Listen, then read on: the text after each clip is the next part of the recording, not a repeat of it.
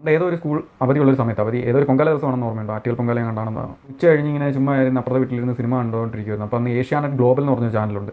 Asianet plus വരുന്നതിന് മുന്നേ ഉള്ള ഏഷ്യാനെറ്റ് ഗ്ലോബൽ എന്ന് പറഞ്ഞ ഒരു പരിപാടി തീർന്ന സമയത്ത് ഒരു കണക്കൊരു 3:30 സിനിമ തുടങ്ങി. അതുവരെ കാണാത്തൊരു സിനിമ തുടങ്ങിയപ്പോൾ അതിനകത്ത് മോഹൻലാലും ശ്രീനിവാസനും ഉണ്ട്. അപ്പോൾ ഇത് ഓക്കെ, അത്യാവശ്യം കുഴപ്പമില്ലാത്ത സിനിമയായിരിക്കും. നമ്മളന്ന് സിനിമയൊന്നും കാണുന്നില്ലല്ലോ, ഇത് ആരുടെ സിനിമയാണെന്നൊന്നും ഓർമ്മയില്ല.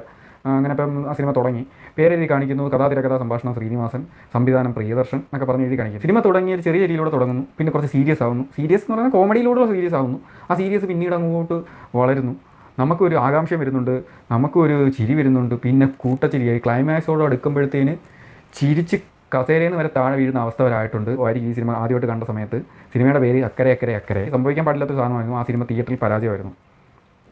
ഇത് പിന്നീട് ഒരു ഇൻ്റർവ്യൂവിൽ വായിച്ചതെന്ന് വെച്ചാൽ, ഇവർ ഈ സിനിമ ഷൂട്ട് ചെയ്യുന്നതിന് മുന്നേ ഫ്ലൈറ്റ് കയറുന്ന സമയത്ത് എല്ലാം കൊണ്ട് കയറി, പക്ഷേ ഇതിൻ്റെ തിരക്കഥ എടുക്കാൻ മറന്നുപോയി ശ്രീനിവാസൻ.